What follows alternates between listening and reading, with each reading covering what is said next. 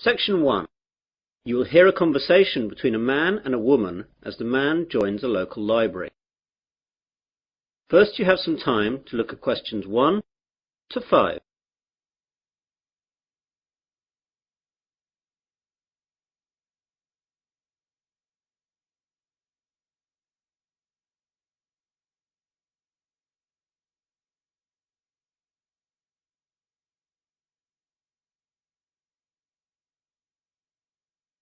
You will see that there is an example. This time only, the conversation relating to this will be played first. Hello, I'm new in the area and I'd like to join the library, please. That's no problem. Let me get an application form. Here we are. Now, all we have to do is fill this in and then I'll get you to sign it and you'll be a member. Great. Now then, what's your full name? Peter Adrian Camden. How do you spell Camden? C-A-M-D-E-N. C-A-M-D-E-N? Yes, that's right. So, Camden is the correct answer. Now we begin. You should answer the questions as you listen, as the recording is not played twice. Listen carefully to the conversation and answer questions 1 to 5. Hello, I'm new in the area and I'd like to join the library, please. That's no problem. Let me get an application form. Here we are. Now, all we have to do is fill this in and then I'll get you to sign it and you'll be a member. Great. Now then, what's your full name? Peter Adrian Camden. How do you spell Camden? C-A-M-D-E-N. C-A-M-D-E-N? Yes, that's right. Right. And what's your address? Flat 5, 53 Green Street, Finsbury. OK, got that. That's near here, isn't it? Yes, just 5 minutes walk. What's the postcode? 7424. 7434. Got that now. Now, can you tell me your date of birth? 8th of July 1976. And what's your telephone number? Well, I don't have a home number, but I've got a mobile. That'll do fine. It's 06634 982 746. Did you get that? Some of it. Can you say it again? The code's 06634 and the number's then 982 746. Right. That's almost it. Now I need some kind of identification to prove where you live. Do you have a driving licence or a passport or anything like that?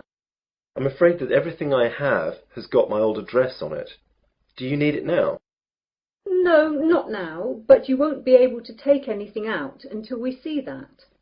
Wait a minute. I've got a letter addressed to me here that arrived this morning. Will that do? Oh yes, that's a good idea. That will be fine. Let's look. OK, well that's finished. Before the conversation continues, you have some time to look at questions 6 to 10.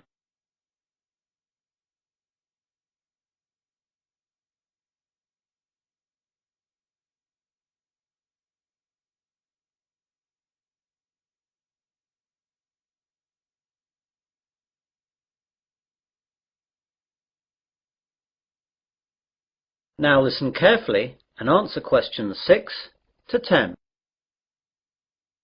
Could I ask you a few questions? The council that runs the library is running a survey to find out what kind of books people prefer so that they can direct their buying. Yeah, no problem. OK, so what type of books do you like? Well, I'm very keen on mysteries. You know, when a detective is trying to find out who did the murder. Historical novels interest me too. Romance, never. My sister loves them, but they bore me to tears. I quite like books on animals too. I get them out sometimes. Not science fiction either. Too weird. Well, I think that's it then. Good. Oh, do you charge anything? The library is free unless you want to rent out some of our videos or DVDs. How much is that? Well, we rent videos out for $4 each and DVDs are $6. You must leave us a deposit of $60 as well. That's returnable, of course.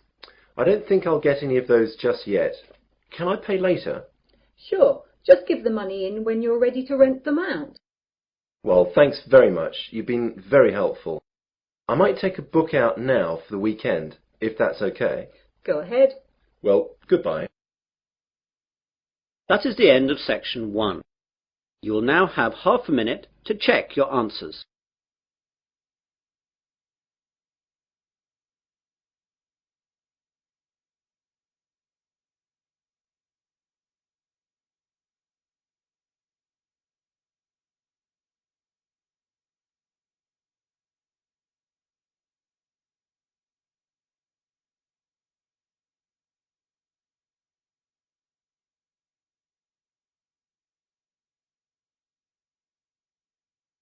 Now turn to section 2. Section 2. You will hear a radio presenter interviewing a doctor. First you have some time to look at questions 11 to 14.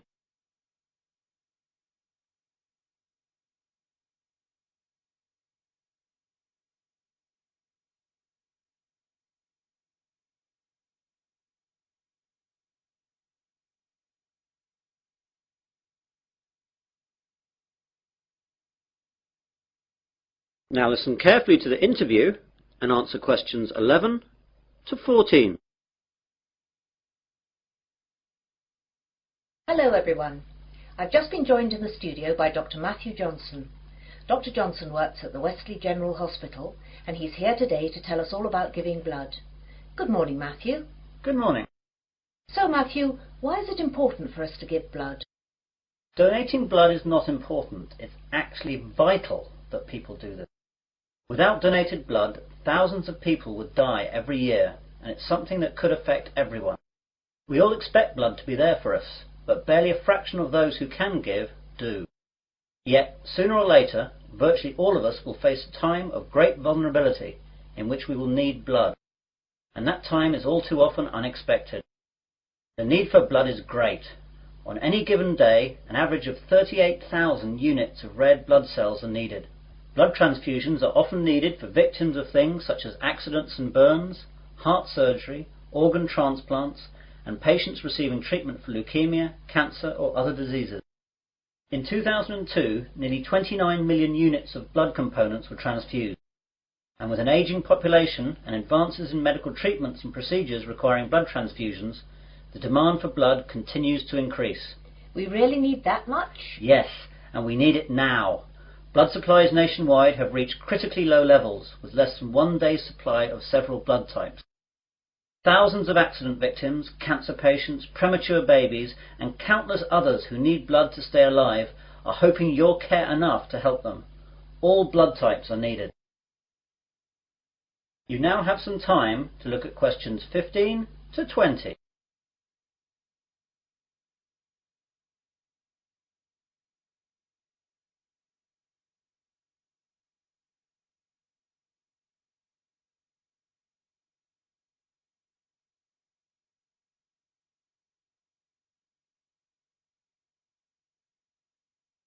Now listen to the rest of the conversation and answer questions 15 to 20. What are the different types? It's a bit more complicated than that. First we collect the whole blood from donors, and then it's sorted into the different types, which are basically O, A, B or AB, though there are also divisions here. Then the blood is split into its constituent parts. We divide it into 4 basic parts. First there are the red blood cells, then the white blood cells, then things called platelets, and finally plasma. This is shipped off to hospitals where they use the blood parts that the patients need. What are the different parts used for? Well, as I said before, the whole blood is your blood in its natural state, and something we rarely use. It's much more useful to us to have it separated into its component parts. Red blood cells are what everyone associates with blood, i.e. it's red. It's widely used to replace lost blood during surgery or when people hemorrhage. Its main function is to carry oxygen to cells. White blood cells are the most important part of the body's immune system, and they're used for patients whose normal defense systems aren't working properly. Platelets are crucial for making your blood clot, and we need to give them to patients who suffer from illnesses that deplete their natural levels of platelets, or they will bleed to death. Finally, plasma is what carries the other parts of blood around, and needs to be administered with any of the other components. Take away the red blood cells, and this is actually yellow. So that's what blood is all about. Now, you're here in Westley today to collect blood. Can you tell us where and when we can donate? Of course. We're set up here today, that's Wednesday, and for the next 2 days at Westley General Hospital at the outpatients department. Come along between 9 a.m. and 4:30 p.m. and we'll be able to deal with you within 1 hour. And let me tell you a few things that will calm your fears about giving blood. Aside from a brief needle prick, it doesn't hurt to give blood. Your body will replace the blood you donate within days of your donation. And finally, you can't catch AIDS, hepatitis, or any other disease by giving blood. And of course, you get a cup of tea and a biscuit afterwards. And can anyone give blood? Almost everyone. Donors must be in generally good health, be at least 17 years of age, weigh no less than 110 pounds, have not received a tattoo within the past year, and not have donated whole blood within the past 56 days. We screen donors with a series of questions before we take the blood, so if you're unsure, come down and we'll let you know. Please come down and see us. Remember, if you can donate 1 pint of blood, this can save up to 3 lives. Well, thanks, Matthew. I, for one, will definitely be going down to Westley General to donate.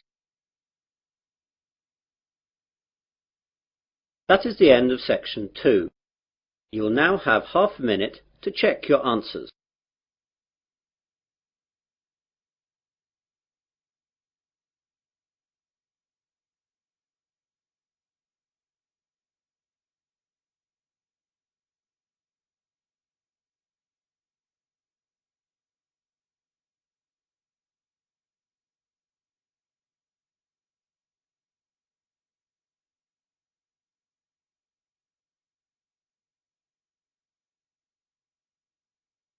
Now turn to section 3.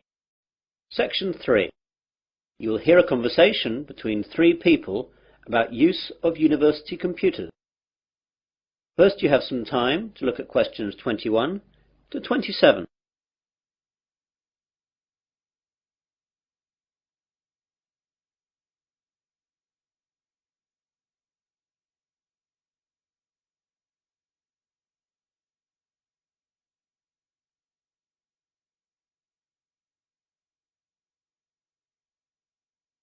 Now listen carefully and answer questions 21 to 27. Hello there, do you work in the computer room? Yes, I do. Can I help you? Well, I'm a first year and I know that I'll need to use the computer room for my work, as I don't have a computer of my own. So I thought I'd get down here and see what I have to do in order to get time on one of the university's computers. Okay, there are 4 computer labs open to undergraduates. The others can only be used by the staff and postgraduates. The names of the 4 labs you can use are Wimborne, Franklin, Salisbury and Court. Wimborne and Court are in this building, the Johnson building. Franklin is in the Computer Sciences building, and Salisbury is in the library. So I can use them whenever I like? Well, you can use them, but not whenever you like. As you can imagine, they're in quite a lot of demand, so you have to reserve your time on a computer. In each of the labs there is a reservation book, and you can reserve your time on a computer in that for 2 hours daily. If a computer is free, though, you can go on it straight away. It's quite straightforward, but be sure to always write your name in the reservation book in pen, or someone can rub it out and put their name in instead. Oh my God, does that really happen? I'm afraid so, and far more often than you would think. When people are stressed about their assignments, they'll do anything to get some time on the computers. Better not try it yourself, though, or you'll be banned from the computers for the rest of the academic year, and your password and username will be taken away. That reminds me, I've got to get a username and password. How do I go about that then? Well, what I'll do is to pass you over to my colleague Jane, as she's in charge of all that.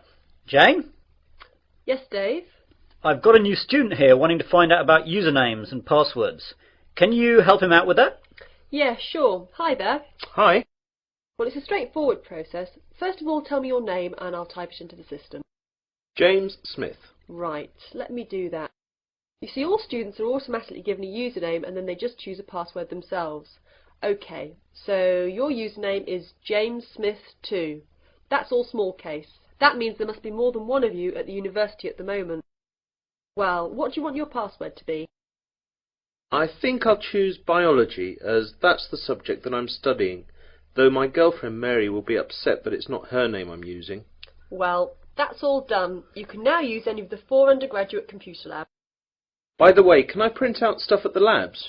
Yes, you can, but sometimes it's not quick. When you print, it goes into a queue and it'll be left in a tray in Franklin, as that's where all the main printers are. The good bit is that, although last year it cost 3p per page, now it doesn't cost you anything.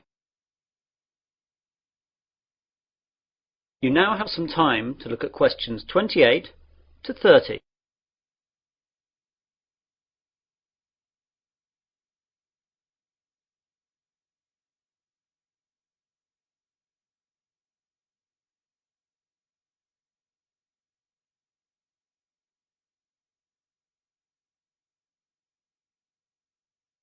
Now listen to the rest of the conversation and answer questions 28 to 30.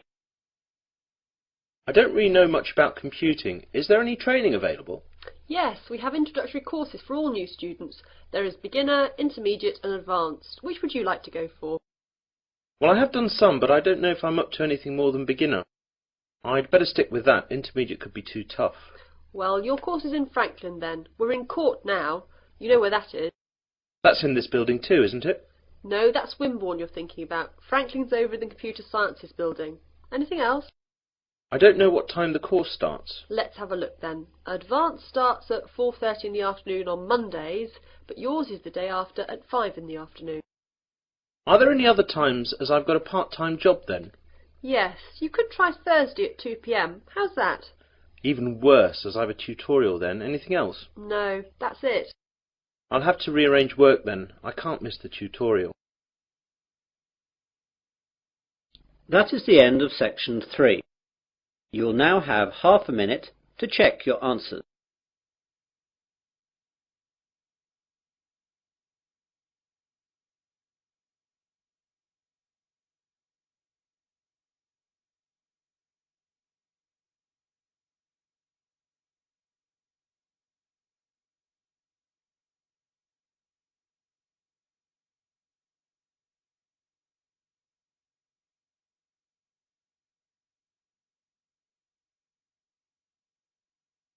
Now turn to section 4. Section 4. You will hear part of a university seminar given by a student. First you have some time to look at questions 31 to 40.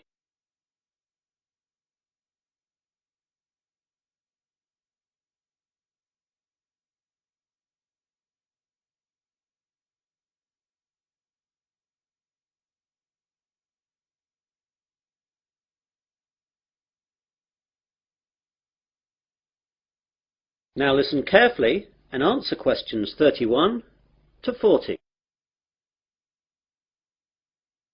Good afternoon, everyone. In today's seminar, we're going to continue listening to different students giving us a presentation on the subject of their term paper. Now, today is Hillary's turn. So, what are you going to talk about today, Hillary? Well, some of you will know that I was brought up when I was young in Japan, and I'm going to do my term paper on Japan's bullet trains, which have revolutionized their rail industry. Japan's main island, Honshu, is covered by a network of high-speed train lines that connect Tokyo with most of the island's major cities and Fukuoka on the island of Kyushu. Japan's high-speed trains are called Shinkansen, but are known to us as bullet trains. The Japanese bullet train system is credited with being the world's first purpose-built high-speed railway, and the model and inspiration for all other similar type systems running today, such as the French TGV. The reputation it has earned for safety, speed, and punctuality is unsurpassed. I'd like to give you some figures about that. As regards safety, there has never been a death on the bullet train system since its inception in 1964. other than that caused by deliberate passenger misadventure. As far as speed is concerned, the bullet train holds the current world record for the fastest average speed between two station stops, which was 261.8 kph between Hiroshima and Kokura. The train travelled 192 kilometres in 44 minutes. This record is from the 500 series Nozomi trains, running at a maximum speed of 300 kilometres an hour between Shin Osaka and Hakata. I'll talk more about them later. The punctuality puts European train services to shame. Most trains arrive at their destination after several hours to within the second. In 1 year, the total time that all bullet trains were late by was 12 seconds. This statistic is hard to believe, but it would be difficult to prove otherwise, and that's what the rail authorities in Japan have told us. Now I'd like to tell you a bit about their history. The first bullet train was introduced in 1964 by Central and West Japan Railways for the Tokyo to Osaka route.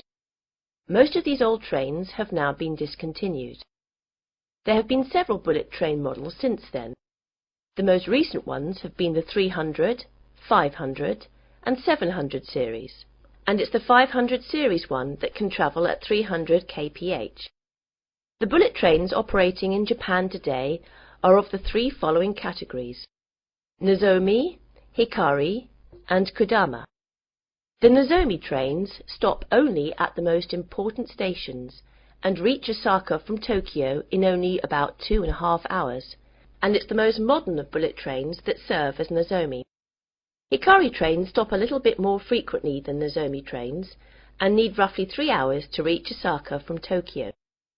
Kodama trains stop at all stations, and they are the local trains among bullet trains. Older models of bullet trains serve as Kodama.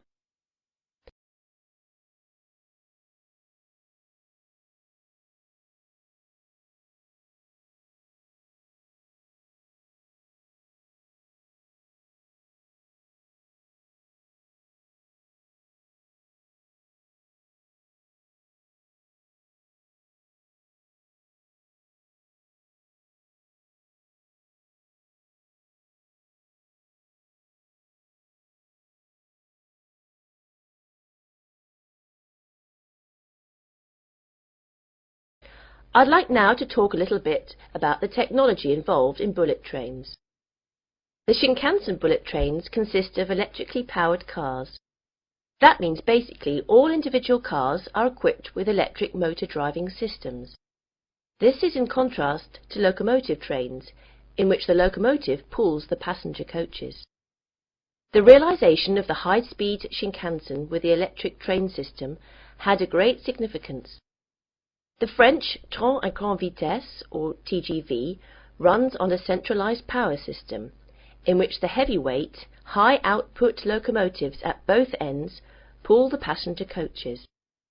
It's a system suitable to European railways, which run basically on straight tracks in wide plains with solid foundations.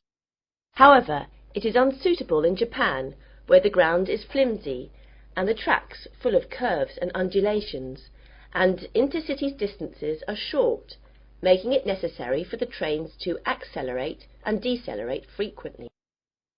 One of the advantages of the electric car system is that the motor functions as a brake to reduce the speed of the train. When the power feed to the electric car motors is stopped, the wheels continue revolving, keeping the motors rotating, resulting in electricity generation by magnetic induction. As the force acts in the direction opposite to the axle's motion, it functions as a brake to the train. All the motors equipped on each coach can be utilized effectively to reduce the speed, making the electric train system advantageous on Japanese railways, which involve frequent deceleration and acceleration. In addition, by virtue of the remarkable progress achieved recently in semiconductor technologies, the electric train system has undergone tremendous improvements in power, operability and safety administration, so the system is becoming increasingly advantageous. That is the end of section 4. You'll now have half a minute to check your answers.